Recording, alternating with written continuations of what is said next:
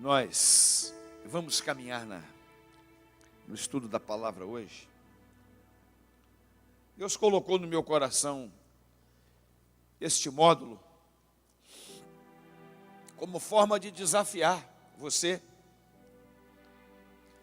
a vencer a crise e a entender que a palavra de Deus, a Bíblia Sagrada, ela fala sobre a verdadeira prosperidade. Para a gente entender isso na presença do Senhor nosso Deus e nosso Pai. E hoje nós vamos falar sobre semeadura. E aí colocamos aí até o título aí como a lei da semeadura, mas na questão para a gente entender que o reino de Deus opera por princípios. O reino de Deus, ele opera debaixo de leis, assim como nós temos as leis físicas e as leis naturais, nós temos também as leis espirituais. E o reino de Deus funciona dentro dessas leis. E quando a gente não obedece a essas leis, ou quando a gente confronta essas leis, a gente sai perdendo. As coisas não funcionam. E na lição passada, se eu não me engano, na quarta ou na quinta lição, eu não sei mais qual lição a gente está desse módulo, eu terminei falando sobre semeadura.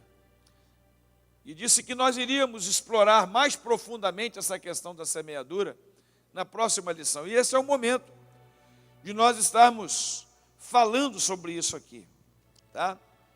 E entender, eu já começo na introdução da lição, de que no processo da semeadura, a qualidade, ou seja, a natureza da semente faz toda a diferença. Se a gente planta na carne, a Bíblia está dizendo isso, nós vamos estar lendo esse texto agora aqui. Nós vamos colher na carne também.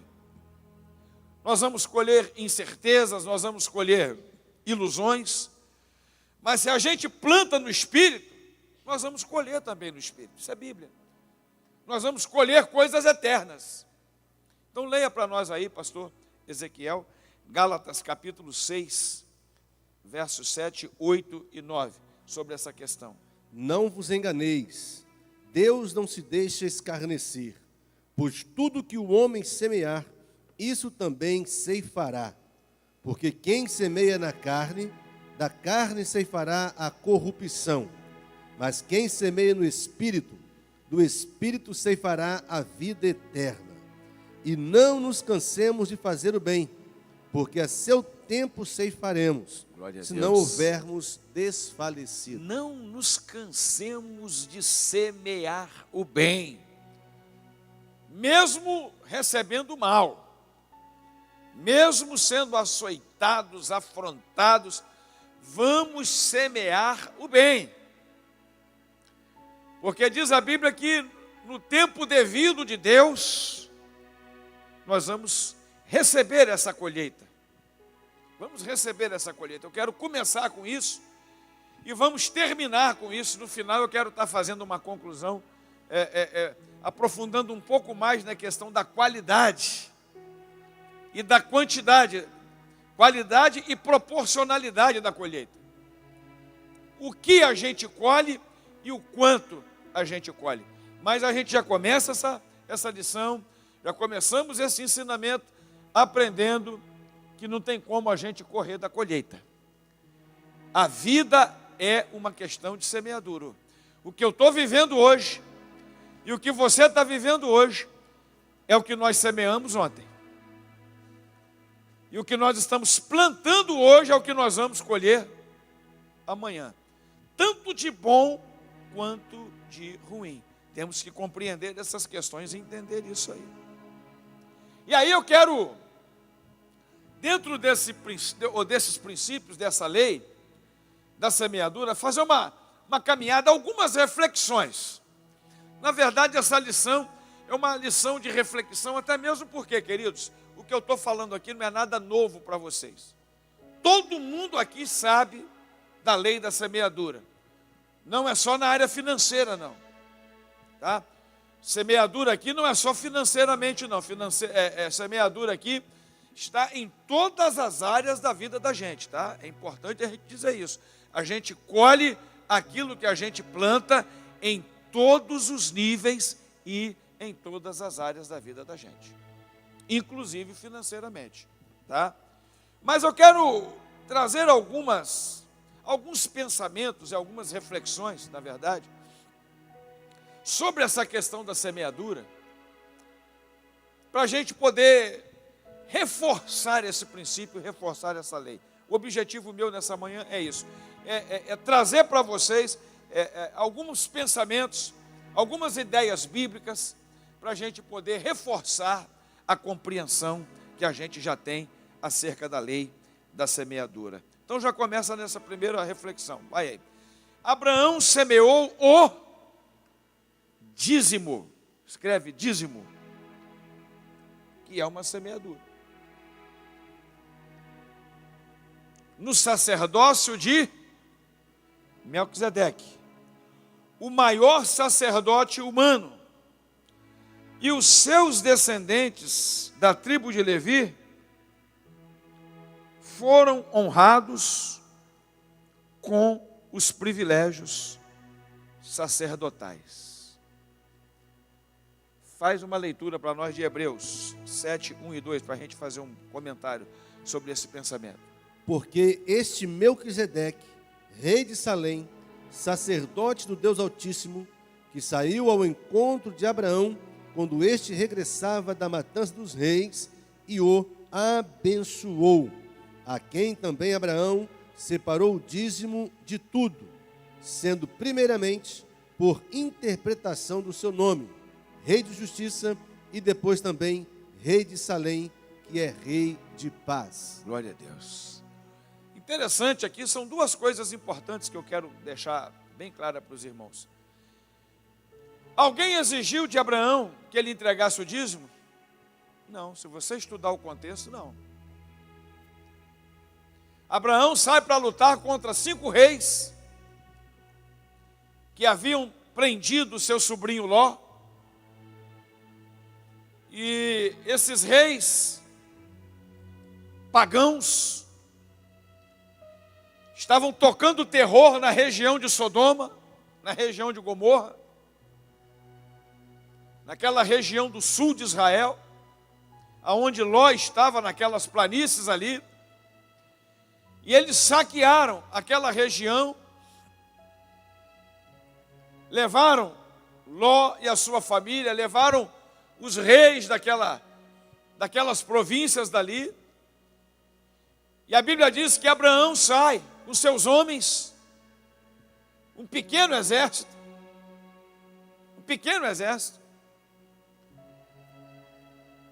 e Abraão consegue, debaixo da unção de Deus, enfrentar estes 5 reis,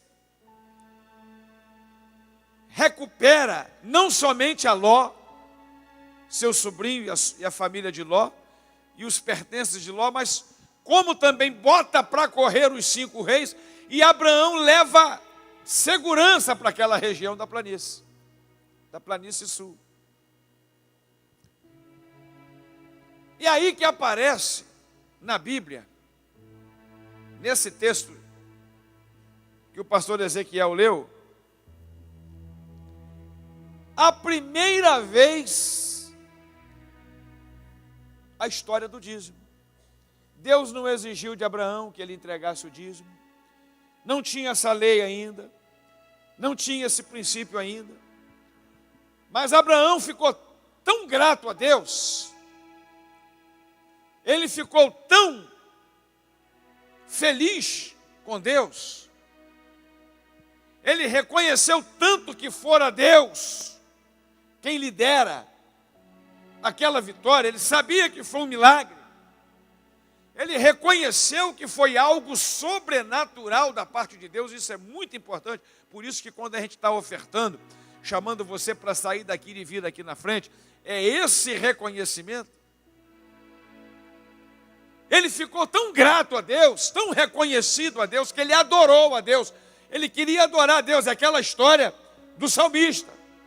lá no Salmo de número 116, que faz a célebre pergunta, ele diz assim: o que darei ao Senhor? O que eu vou dar ao meu Deus pelos tão grandes benefícios que Ele tem feito por mim? Era essa a grande pergunta de Abraão. Era esse o grande questionamento de Abraão. O que eu vou fazer para o meu Deus? Por conta de tudo aquilo que Ele me tem dado e de tudo aquilo que Ele me tem feito.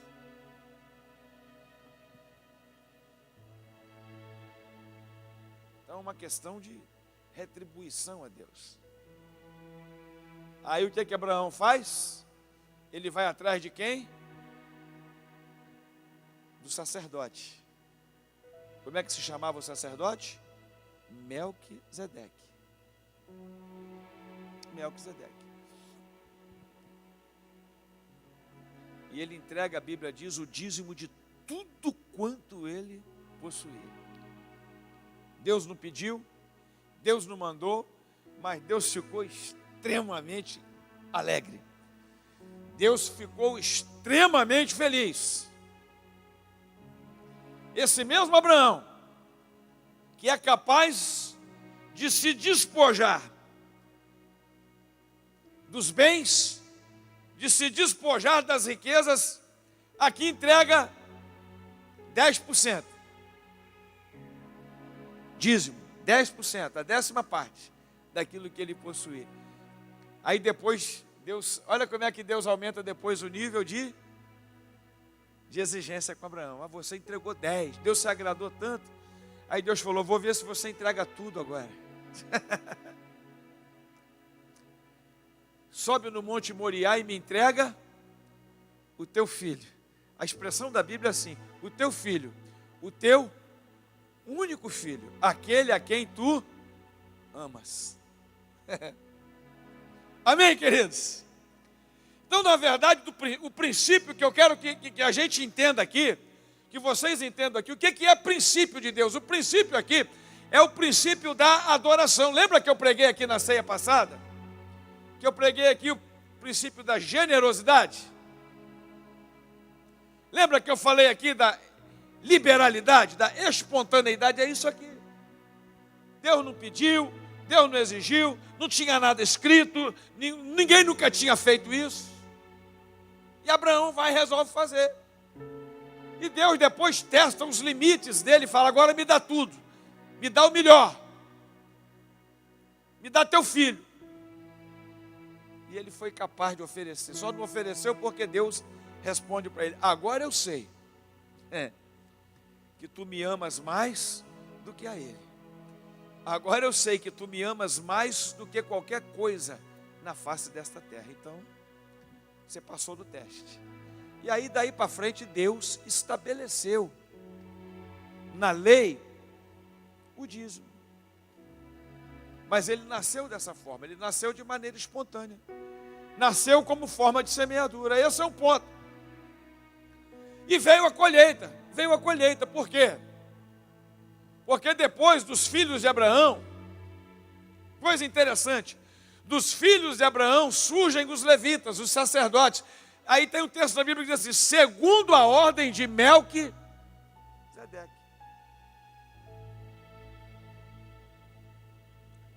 E o que isso significa? O que isso tem a ver na semeadura, irmãos? Isso tem a ver que quando nós semeamos, é isso que eu quero dizer aqui, princípio é isso, que quando nós semeamos, isso é importante, volto a dizer, queridos, vamos pensar de forma abrangente, não só na área financeira. Aqui nós estamos falando de finanças, mas esse princípio aqui da semeadura se aplica em todas as áreas da vida da gente. Então, o que eu quero dizer nesse segundo argumento desse primeiro item aí é o seguinte: que quando nós semeamos coisas boas, toda a nossa geração, toda a nossa descendência vai ser abençoada também. Amém, queridos? Por isso que vale a pena semear bem.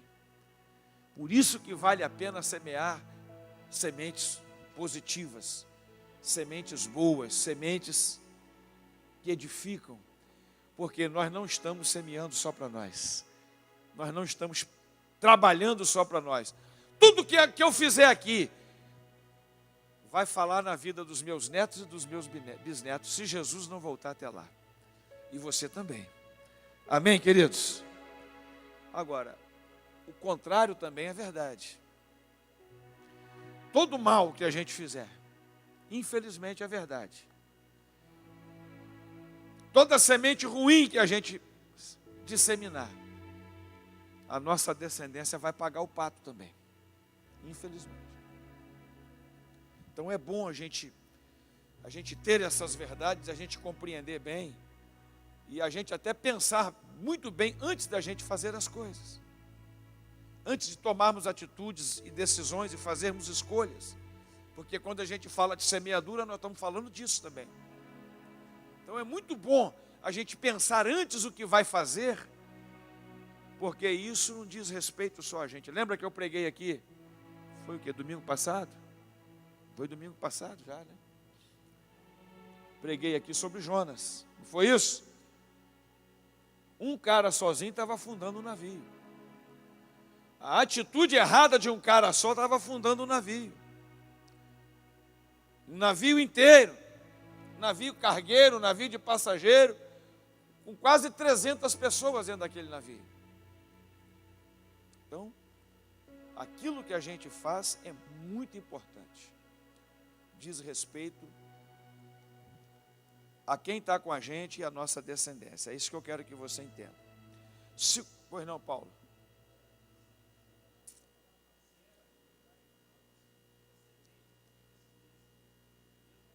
Paulo está dizendo aqui, me lembrando, é interessante, intervenção positivíssima.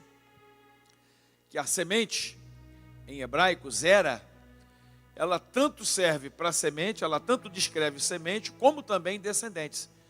Porque descendência é semente.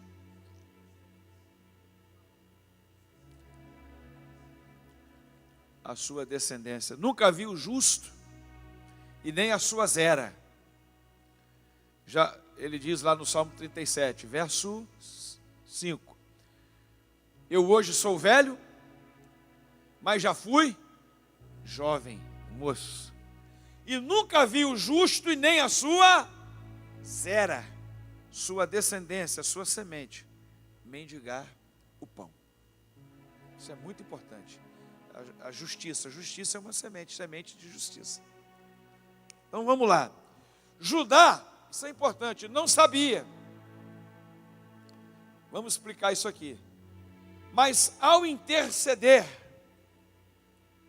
por seu irmão Benjamim, perante o seu também irmão José, estava semeando, escreve aí, semeando. A palavra aí é semeando, o verbo semeando no gerúndio, no mundo espiritual.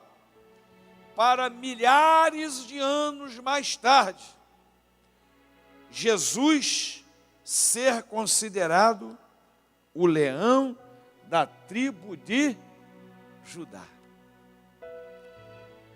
Leia para nós, Gênesis 44, 18. Você pode adiantar um pouco a leitura aí, pode já... Escolhe uns 2 versículos que caracterizam aí mais a petição dele por Benjamim. Vai lá. Então Judá se chegou a ele e disse: Ai, Senhor meu, Isso aí. deixa, peço-te, o teu servo dizer uma palavra aos ouvidos de meu senhor, e não se acenda a tua ira contra o teu servo, porque tu és como o Faraó. Meu senhor perguntou a seu servo, dizendo: Tendes vós pai ou irmão? E respondemos a meu senhor: Temos pai, já velho, e há um filho da sua velhice, um menino pequeno. O irmão deste é morto, e ele ficou Eles pensavam que José estava morto. de sua mãe, e seu pai o ama. Então tu disseste a teus servos: Trazei-mo, para que eu ponha os olhos sobre ele. E quando respondemos a meu senhor: O menino não pode deixar a seu pai, pois se ele deixasse o seu pai, este morreria. Replicaste a teus servos: A menos que desça convosco o vosso irmão mais novo, nunca mais vereis a minha face. Então subimos a teu servo, meu pai, e lhe contamos as palavras de meu senhor. Depois disse nosso pai: tornai, comprai-nos um pouco de mantimento. E lhe respondemos: não podemos descer, mas se nosso irmão menor for conosco, desceremos, pois não podemos ver a face do homem, se nosso irmão menor não estiver conosco. Então nos disse teu servo, meu pai: vós sabeis que minha mulher me deu 2 filhos. Um saiu de minha casa e eu disse: certamente foi despedaçado, filho de Raquel, e não o tenho visto mais. Se também me tirardes a este, e lhe acontecer algum desastre, fareis descer as minhas cãs com tristeza ao Seol.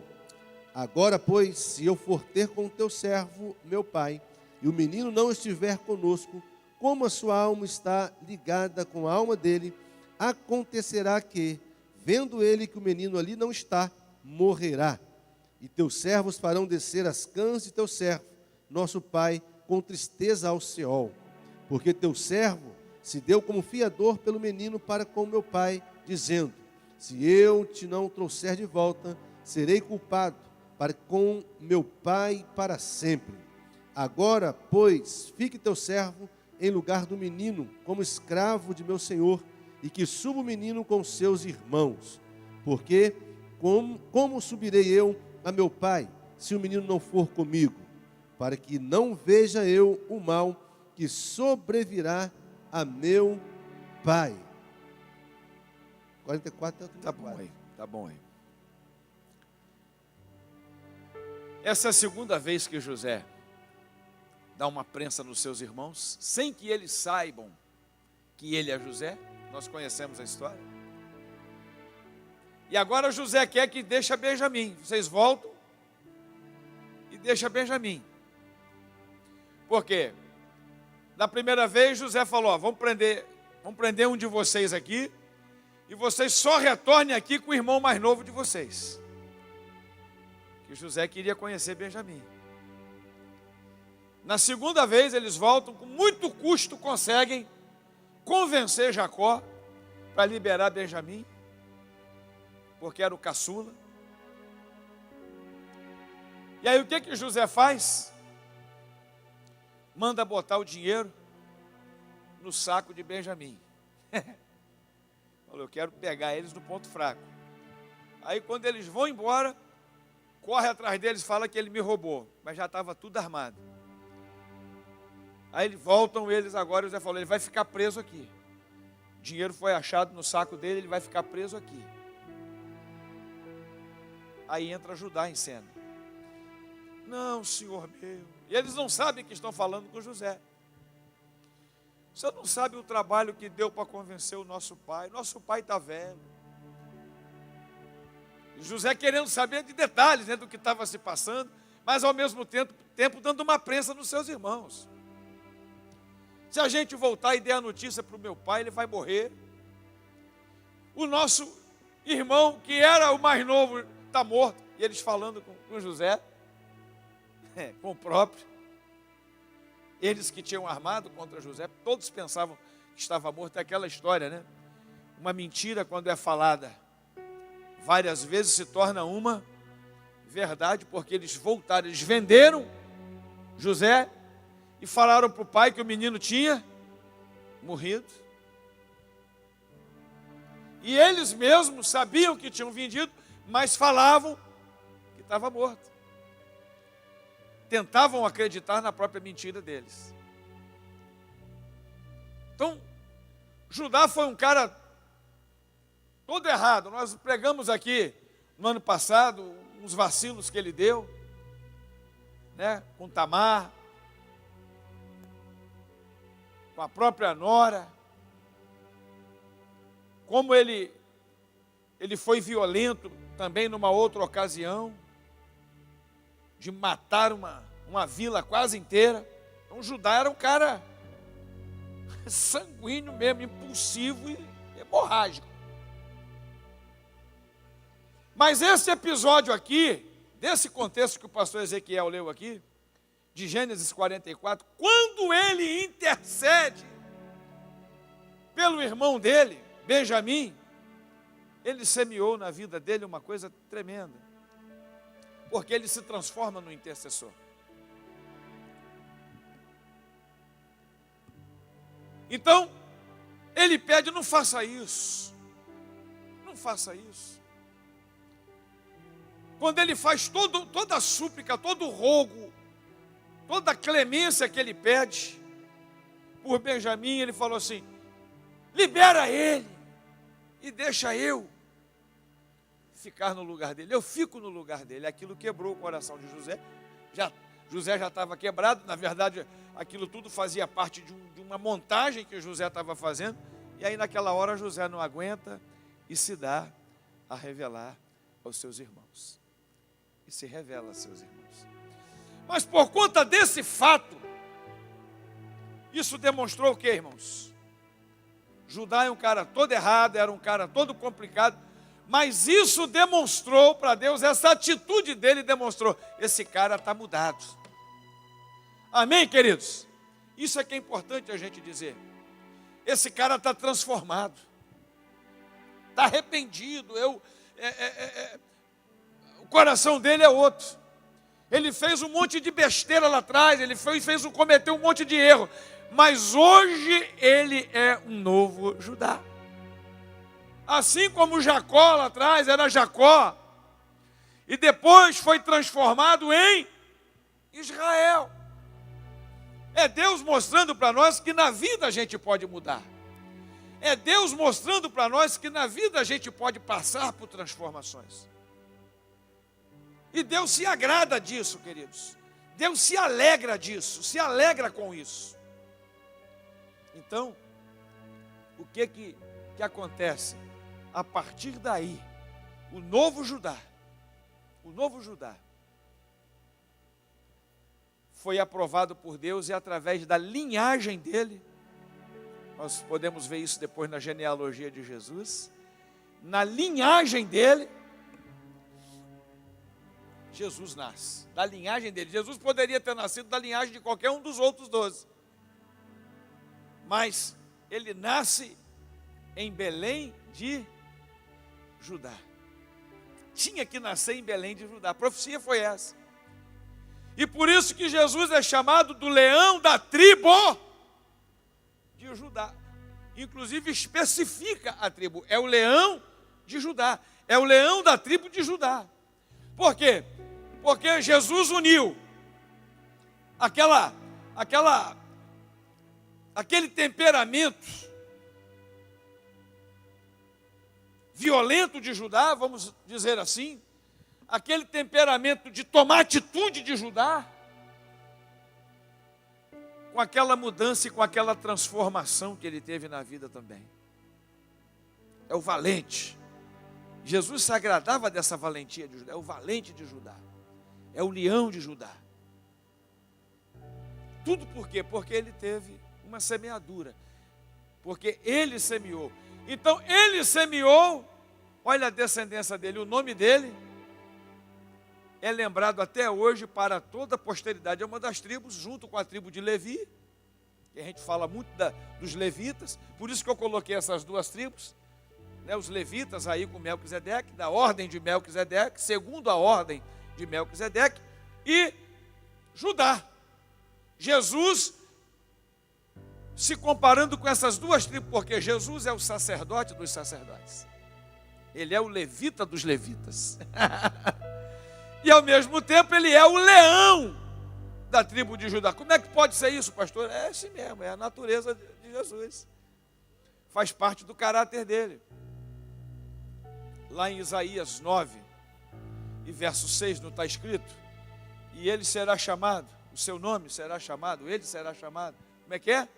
Maravilhoso, conselheiro, aí, Deus forte, leão da tribo de Judá, pai da eternidade e príncipe da paz. Ele é violento, se for para a guerra, ele está para a guerra, ele é leão, e ao mesmo tempo eu sou manso e humilde de coração, do jeito que você quiser eu sou. Amém? Esse é nosso Jesus. Esse é o nosso Jesus. Então, em Eclesiastes 11:1 está escrito, né? Lança o teu pão sobre as águas, e depois de muitos dias, de muito tempo, tu o acharás. Nada é em vão.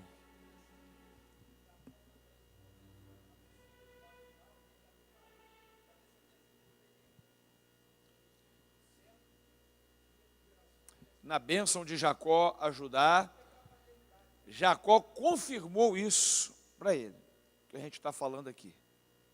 Porque isso é uma mensagem só, se eu for ficar só nela, a gente compensa pregar só ela qualquer dia desses aí. Mas é verdade. Na bênção de Jacó, Jacó falou, você vai ter o cetro na tua mão, Judá vai ter o cetro.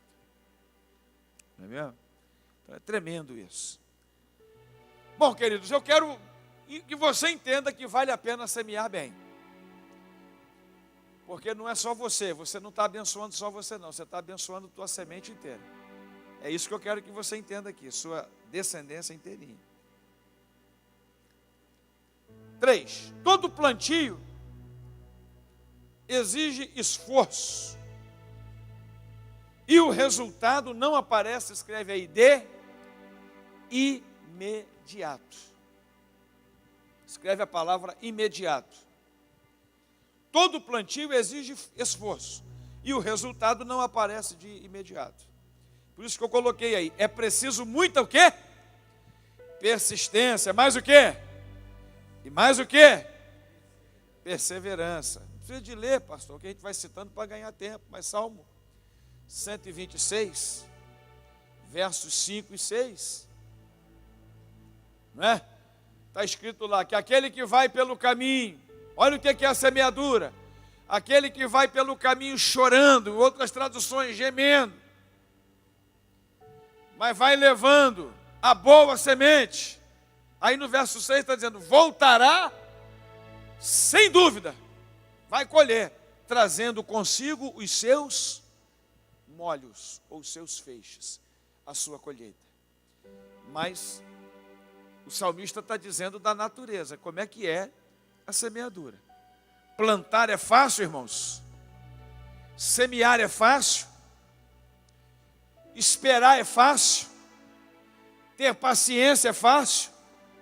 Ter perseverança é fácil. Acreditar que vai ter colheita é fácil. Não é não. Quando passa um período seco, a gente pensa assim, perdi a semente todinha. Perdi o trabalho todinho, que prejuízo que eu vou ter. E qual de nós aqui não pensa assim nas vacas magras das nossas vidas? Qual de nós não pensa assim nos períodos das secas, nas mais diversas áreas das nossas vidas? Hein? Qual de nós? Poxa, não vai dar certo, não adiantou, trabalhei em vão. Puxa vida, meu Deus, que prejuízo, que problema, que situação, que maré, não é? Que maré difícil. Mas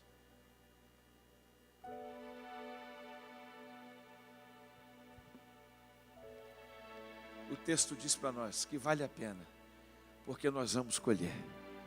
Eu gosto do texto porque o texto diz assim, voltará sem dúvida, com certeza, trazendo consigo os seus molhos e os seus feixes. Anota aí. Isso é interessantíssimo, o que eu quis dizer aqui. Há pessoas que planteiam sem plantar. Eu vou falar sobre isso. Escreve, sem plantar, plantar. Vivem lamentando por colheitas frustradas e não se dão conta de que Deus está colocando novas sementes em suas mãos. Duas coisas aqui. Primeiro, que tem gente que quer colher o que não plantou.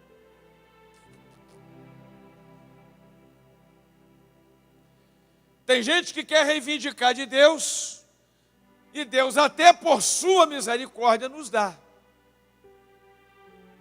E nós temos prova disso na Bíblia. Deus falou, vocês vão colher de uma terra onde vocês não plantaram, mas no início. Mas depois vocês vão ter que plantar.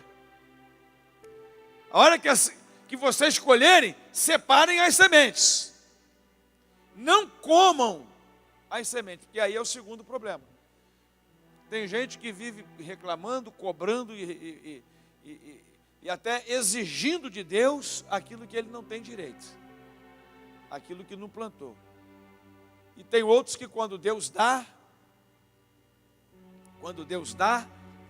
a fartura, a vaca gorda, a abundância, a pessoa não sabe tirar a semente dali. E ela não sabe replantar, não sabe plantar de novo. Então Deus não tem compromisso com esse tipo de pessoa. Deus não tem compromisso com aquele que pega a colheita e come tudo, sozinho. E não replanta, e não ressemeia, não tem noção. Então isso é uma coisa muito importante na lei da semeadura, não comer a semente. Não comer a semente. Financeiramente falando, nós estamos falando do dízimo. Financeiramente falando, nós estamos falando das ofertas. Financeiramente falando, estamos falando da liberalidade, do coração aberto, de tudo aquilo que diz respeito e que se aplica ao reino de Deus. Tá? Temos que ter essa noção aí. Escreve aí. Para semear, é preciso, escreve, superar as lágrimas com atitudes proativas, mesmo que as circunstâncias sejam contrárias. Nós temos que superar os desafios. Primeira coisa é saber que semear não é fácil, é saber que semear tem que enfrentar sol quente, é saber que semear a gente tem que pegar de manhã e largar de tarde, e não é só semear. Semeou, você tem que cuidar da lavoura. Germinou, temos que cuidar da lavoura, capinar, cuidar dos insetos, cuidar das pragas, das doenças. Temos que estar de olho, tem que estar irrigando, tem que estar cuidando contra animais invasores. Então, queridos, isso não é fácil.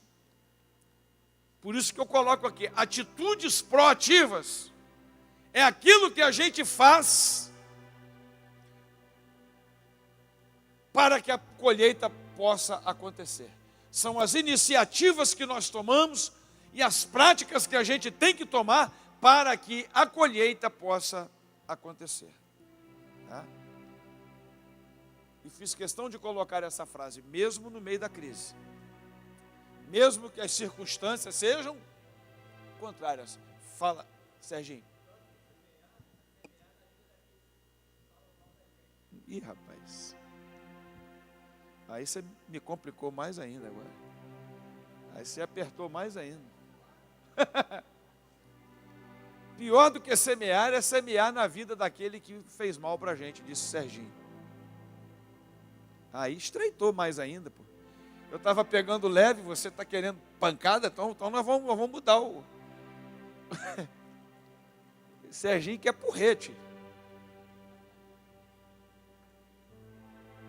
Não é? Isso é mais difícil.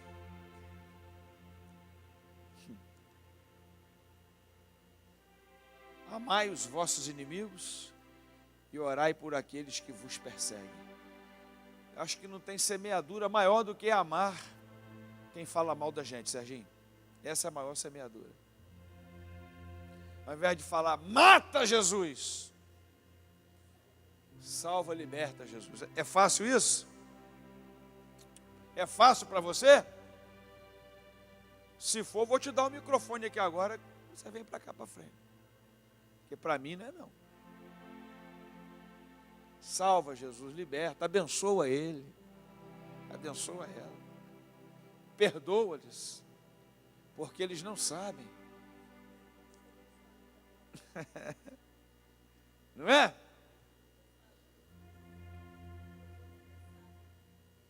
Não, O negócio é atitude, né? Foi o que eu falei no primeiro tempo aqui. Nós estamos precisando tomar atitudes. Não é?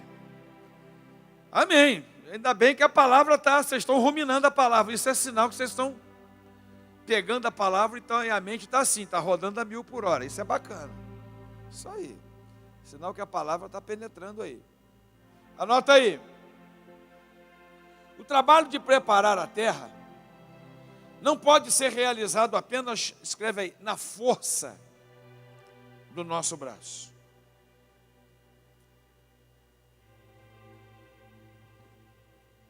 Não pode ser uma ação puramente humana. Vamos ver isso em Isaías 28, 23 a 29, vamos lá. Inclinai os ouvidos e ouve a minha voz, escutai e ouve o meu discurso. Porventura lavra continuamente o lavrador para semear? Ou está sempre abrindo e esterroando a sua terra? Não é antes assim? Quando já tem nivelado a sua superfície, então espalha a nigela, semeia o cominho, lança o trigo a eito, a cevada no lugar determinado e a espelta na margem? Pois o seu Deus o instrui devidamente e o ensina, porque a nigela não se trilha com instrumento de trilhar, nem sobre o cominho passa a roda de carro, mas a nigela é debulhada com uma vara e o cominho com um pau. Acaso é esmiuçado o trigo? Não, não se trilha continuamente, nem se esmiuça com as rodas do seu carro e os seus cavalos, não se esmiuça. Até isso procede do Senhor dos Exércitos, que é maravilhoso em conselho e grande em obra. Aleluia. Que Deus está falando pelos lábios do profeta Isaías. Um princípio muito importante aqui, fundamental para a gente entender. Que no trabalho da semeadura e, logicamente, da colheita, tem a parte humana e tem a parte divina. Nós podemos fazer tudo certinho, mas se ele não mandar a chuva, não tem colheita. Ele está dizendo que não é só de técnica, e nem de recursos humanos, de máquinas, hoje sofisticadas para a gente produzir na agricultura. Mas ele diz uma frase assim: isso provém de Deus. Tem que ter a mão de Deus, tem que ter a bênção de Deus, para mandar a chuva seródia, para mandar a chuva temporã, para chover na hora certa, chover na quantidade certa, para secar a chuva na hora certa. Então tudo tem o controle e o mover da mão de Deus sobre essa semeadura, sobre essa colheita. Deus está dizendo para nós aqui: faz a parte de vocês, mas sabendo que tudo depende de mim. Amém? Tudo provém de mim. E a gente só faz se Ele permitir que a gente faça. Amém? Ele só faz se a gente tiver saúde para fazer. A gente só faz se Ele der a condição para a gente fazer. A gente só faz se Ele der a estrutura necessária para a gente fazer.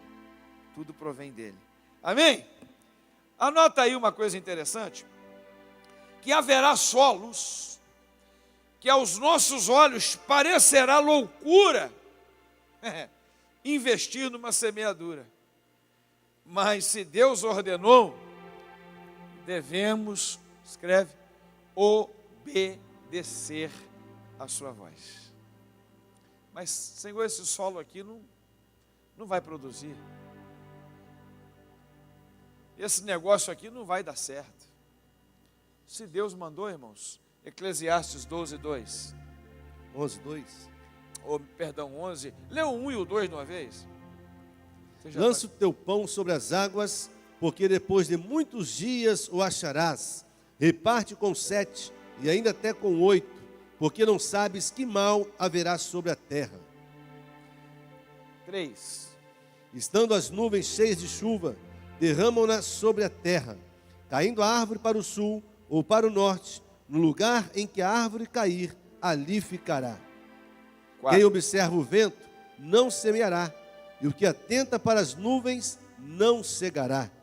Assim como tu não sabes qual o caminho do vento, nem como se formam os ossos no ventre da que está grávida, assim também não sabes as obras de Deus, que faz todas as coisas. Amém. Semeia, meu irmão. Semeia 7 vezes, 8 vezes, reparte com 7, reparte com 8, porque você não sabe qual dessas sementes vai germinar. Uma pode falhar, mas se você jogou bastante, as outras vão compensar aquela que não germinou. Então, tantas vezes eu quero colocar aqui 2 sentidos, às vezes, vamos falar no sentido material, depois eu falo do sentido de almas, de vidas. Tantas vezes aparece um negócio e muita gente pode falar, isso aí é um péssimo negócio. E aparece lá o corajoso ou a corajosa e aquilo que todo mundo falava que não ia dar certo. Você é maluco, você vai investir, você vai fazer isso numa crise dessa, num momento desse, não é hora. O cara vai lá, correu o risco e prosperou no meio da crise. Porque ele recebeu uma direção de Deus para isso. Recebeu uma convicção no coração dele vindo da parte de Deus para isso. Isso acontece muito.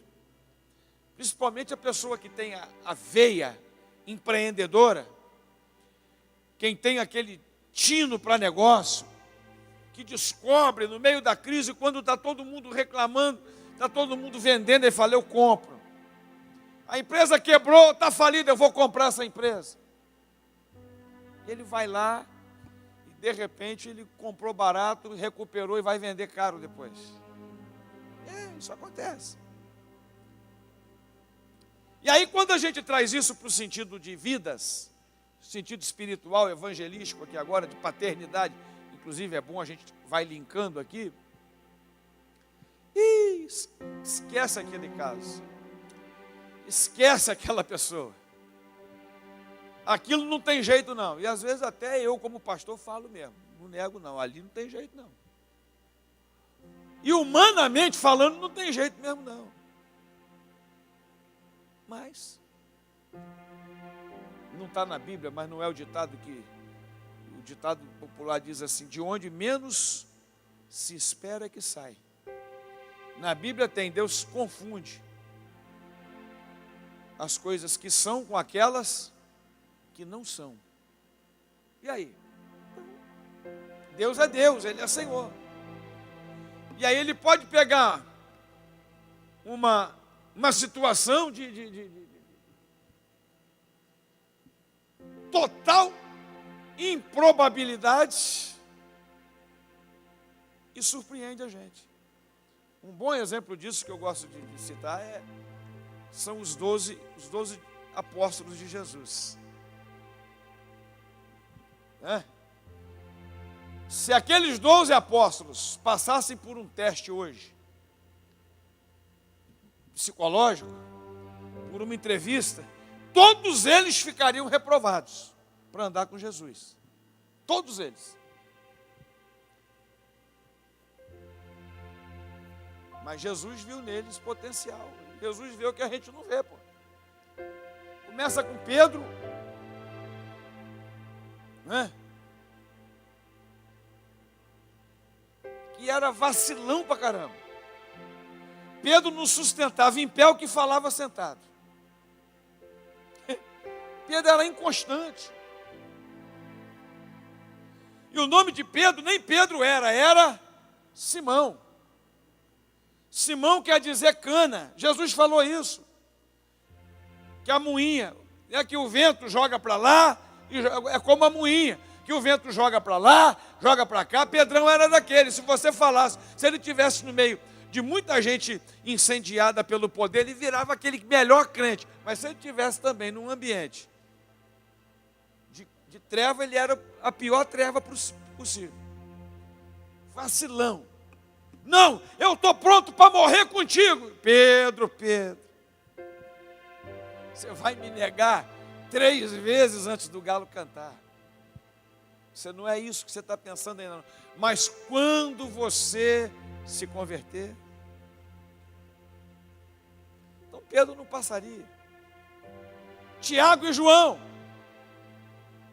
Tiago e João. Ia passar em teste? Não ia. Porque os caras eram interesseiros. Eles estavam do lado de Jesus e a mãe deles por trás. Vai lá, fica perto que o homem vai assumir. A hora que ele assumir, você vai ser um secretário da fazenda e o outro da finança. Os dois coladinhos em Jesus. Ó Senhor, quando tu assumir o reino, nós estamos aí. E a mãe deles atrás, ó Jesus, não esquece dos meus filhos não. E tal. Os caras eram interesseiros politicamente falando. Estava preocupado com grana. É verdade, irmãos. Não iam passar no teste. Filipe era extremamente racional, calculista. Filipe. Olha os Filipes aí. Está amarrado, né, Filipe? Mas Filipe era o cara do cálculo. Era o engenheiro. Aonde nós vamos achar? Primeiro, padaria aberta para poder comprar pão para essa turma toda, para essa galera toda. E ainda que tivesse padaria aberta, que padaria ia fazer aqui 30 mil, 40 mil pães agora? Cálculo rápido. Reprovado para o ministério de Jesus. Tomé nem se fala. Se eu não ver os sinais dos cravos e quero botar a mão, eu não acredito que ele ressuscitou.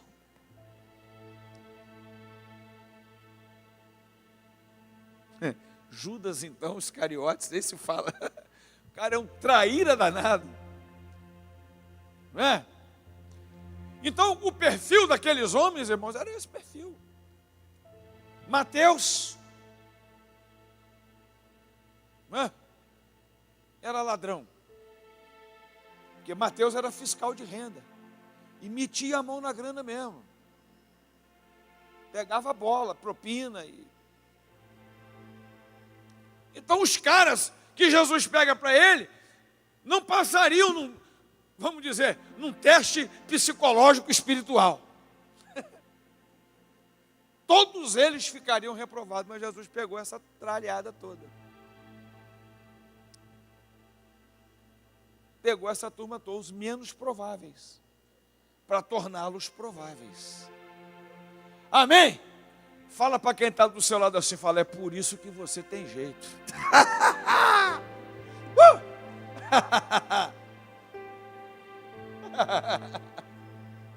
Aleluia! Fala para ele, fala assim, há esperança para você. Fala.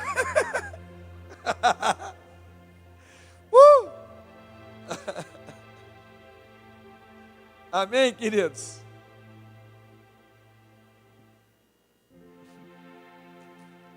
Bom, nós já lemos Eclesiastes 11, o texto todinho aí, só anota aí. Próximo, na semeadura não podemos nos preocupar com a nuvem nem com o vento. O plantio no reino acontece a todo instante, principalmente em meio às adversidades e às crises. O plantio ele é contínuo. Não para de semear, não. Vai lançando. Lança, não sabe se essa, se aquela que vai germinar. Vai lançando, reparte com 7, reparte com 8. Não para. Não olha a nuvem, não olha a circunstância, não olha a condição, não olha... É igual Pedro com Jesus, a primeira vez que Pedro teve um encontro com Jesus, lá em Lucas 5. Jesus, mas é meio-dia, não é hora de lançar a rede, mas... sob a tua palavra eu vou lançar. Pesquei a noite toda, não é hora agora, né? Já lavei as redes, não é hora, o peixe está dormindo, o peixe está escondido, não é hora. Mas, se Jesus mandou, lança, meu irmão, a rede, lança a semente. Há tempo e há fora de tempo. Amém? Vamos lá. Precisamos buscar a orientação de Deus acerca da estação certa para fazer o plantio. É orientação de Deus, escreve orientação de Deus. acerca da estação certa para fazer o plantio, pois nem sempre o melhor tempo para nós, risca esse não aí, por favor, é o melhor para ele. Pois nem sempre o melhor tempo para nós, risca esse não aí para mim, por favor, é o melhor para ele. Eu estou falando aqui de quê? Alinhamento com Deus. Até para plantar a gente tem que estar alinhado com Deus.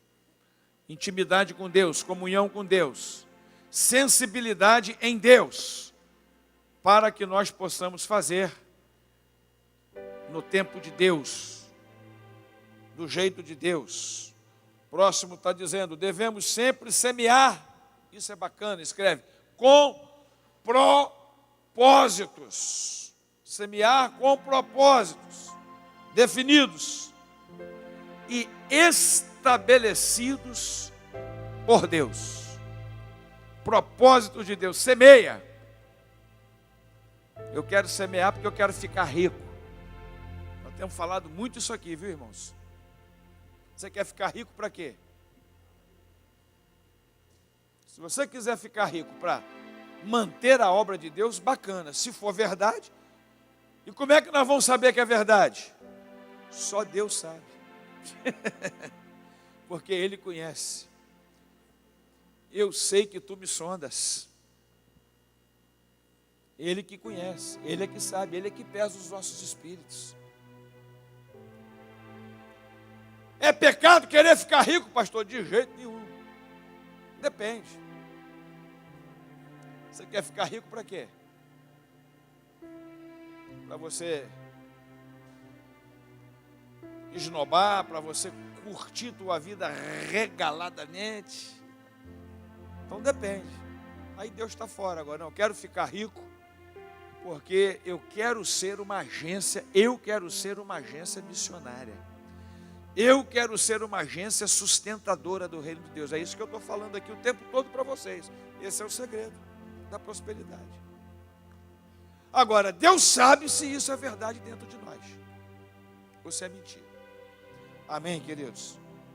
Filipenses 2,13. Porque Deus é que opera em vós, tanto querer como efetuar, segundo a tua boa vontade. É Deus que opera. Tanto querer, o agir, o fazer, o efetuar, mas segundo o quê? O querer dele, a vontade dele, a sua boa vontade, o seu bom querer. Então, o que é que eu estou falando para vocês aqui? O segredo é a gente alinhar. Essa palavra a gente tem que aprender a falar ela mais, tá, irmãos? Ajustar, sincronizar os nossos interesses com os interesses de Deus. O nosso querer com o querer de Deus. A nossa vontade com a vontade de Deus. Será que o que você está querendo é o que Deus quer?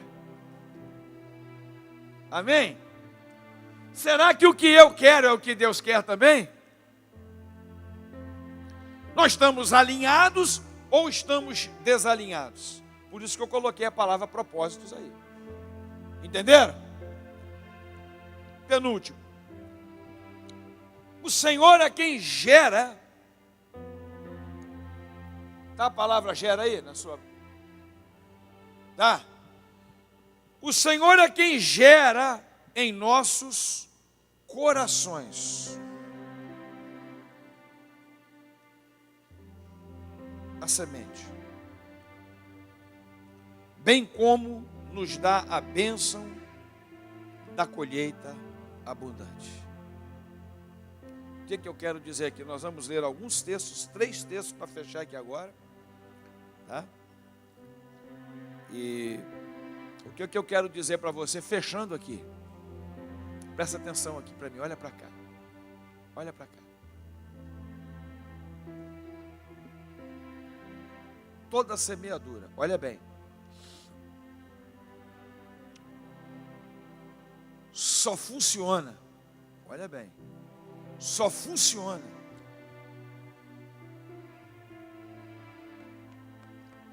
se ela brotar no seu coração. Amém? Só funciona se Deus colocar isso dentro do teu coração. Não adianta você sair daí, vir aqui no altar, ou fazer uma oferta induzida. Deus não funciona nela, não vai funcionar. Não tem retorno uma semeadura que você faz por obrigação, também não vai funcionar. Não vai funcionar uma semeadura que você fizer por imposição. Alguém está te impondo, não vai funcionar. Não funciona uma semeadura que a pessoa faz por manipulação. Olha o que eu estou falando aqui. Não funciona. Uma semeadura que é feita por técnica. Tem gente que tem técnica de levantar uma oferta. Não funciona. Você pode sair daí, pode dar até 100 mil reais aqui, 1 milhão. Não vai retornar nada para a tua vida. Porque a semeadura que funciona é aquela que Deus faz brotar aqui dentro.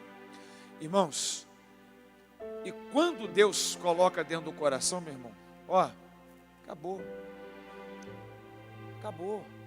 A gente entrega 10, a gente entrega 100, a gente entrega 1 milhão, a gente entrega o carro, entrega a casa, porque Deus colocou aqui dentro. Entrega o Isaac, não tem, entrega tudo que a gente tem. Porque Deus colocou aqui dentro, não foi o pastor, não foi ninguém, é algo de foro íntimo. Uma questão pessoal, nossa com Deus. Leia esse texto para mim, 2 de Coríntios, capítulo 9, versos 10 e 11. Cada um contribua, né? Segundo, vai lá, olha aí. 2 de Coríntios, 9, 10 e 11. Ou melhor, leia do 6 até o 11 de uma vez. Mas digo isto: aquele que semeia pouco, pouco também ceifará. E aquele que semeia em abundância também ceifará. Cada um contribua segundo propôs no seu coração, não com tristeza, nem por constrangimento, porque Deus ama ao que dá com alegria. E Deus é poderoso para fazer abundar em vós toda a graça, a fim de que, tendo sempre em tudo toda a suficiência, abundeis em toda boa obra. Conforme está escrito: espalhou, deu aos pobres, a sua justiça permanece para sempre. Ora, aquele que dá a semente ao que semeia, e pão para comer, também dará e multiplicará a vossa sementeira, e aumentará os frutos da vossa justiça, enquanto em tudo enriqueceis para toda a liberalidade, a qual por nós reverte em ações de graças a Deus, porque a ministração deste serviço não só supre as necessidades dos santos, mas também transborda em muitas ações de graças a Deus, visto como, na prova desta ministração, eles glorificam a Deus pela submissão que confessais quanto ao Evangelho de Cristo e pela liberalidade da vossa contribuição para eles e para todos. Continuar? Não, tá bom aí. Paulo está falando aí de riqueza, de abundância, de prosperidade, de quem contribui com alegria, de quem trata dessa questão colocada por Deus dentro do seu coração. Cada um contribua segundo Deus colocou dentro do seu coração. É isso que Paulo está dizendo. Não por constrangimento, como eu disse, não por obrigação, não por dever, não porque eu tenho que fazer. Não faz não, irmão, não traz não. Você já sempre me vem falando isso aqui, não vê? Meu irmão, não vem aqui na frente constrangido não, pelo amor, porque é Bíblia, eu tenho que repetir a Bíblia. Vem, mas vem com alegria, porque Deus ama aquele que dá com alegria, com prazer, com satisfação. Então esse é um ponto. A esses sim, Deus prospera. A esses, Deus enriquece. Está escrito aí. A esses, Deus manda abundância. Porque Deus sabe que Ele está cumprindo o princípio, que Ele é canal aberto e canal de bênção. Para fechar. Não precisa da gente ler os textos, porque já foram lidos aqui. Gálatas 6, 7 e 9. Está falando, não vos deixeis enganar. Nós já começamos lendo com ele, falei que ia fechar, aprofundando um pouquinho. O que eu quero dizer é o seguinte: na semeadura financeira, principalmente, nós temos duas realidades, dois princípios que nos levam a duas realidades importantes nessa área financeira, que é exatamente o princípio da qualidade e o princípio da quantidade. A qualidade, eu estou acabando de falar aqui, é como que eu semeio. Isso é qualidade. Como que nós semeamos? Como que a gente semeia? Com alegria? Com presteza? Com liberalidade? Com espontaneidade? É qualidade. É essa a semeadura que Deus recebe. Agora, tem também o princípio da quantidade, porque está no texto aí também. Quem semeia muito, com abundância, vai ceifar, vai colher. Quem semeia pouco, pouco também colherá, ceifará. Proporcionalidade. Então é qualidade e proporção, é qualidade e quantidade. Porque nós temos na Bíblia que o Senhor multiplica 30 vezes, 60 vezes, 100 vezes mais, está na palavra. Proporcionalidade, aí é quantidade mesmo. Aí é quanto eu estou disposto a investir. Então essas duas preposições são importantes. Como e quanto. Como eu vou fazer isso? Com que espírito eu estou fazendo? Qualidade. E quanto eu estou fazendo? Quantidade. Nós vamos receber proporcional àquilo que nós estamos também semeando. E é lógico, se eu semeio 1 hectare, eu vou colher relativo, proporcional à quantidade de 1 hectare. Se eu planto 1 alqueire, que já são 4, quase 5 hectares, eu vou colher quase 5 vezes mais também. Se eu planto 100 alqueires, então, assim também é no reino de Deus. Há pouco tempo agora morreu o Dr. Custódio Rangel, né? Grande líder da DONEP aqui no Brasil. E o testemunho do Custódio era o quê? Ele começou sendo fiel a Deus com 10, depois passou para 20, depois passou para 30, depois... No final agora acho que ele estava investindo no reino 90% do que ele tinha, vivia com 10. Ele inverteu.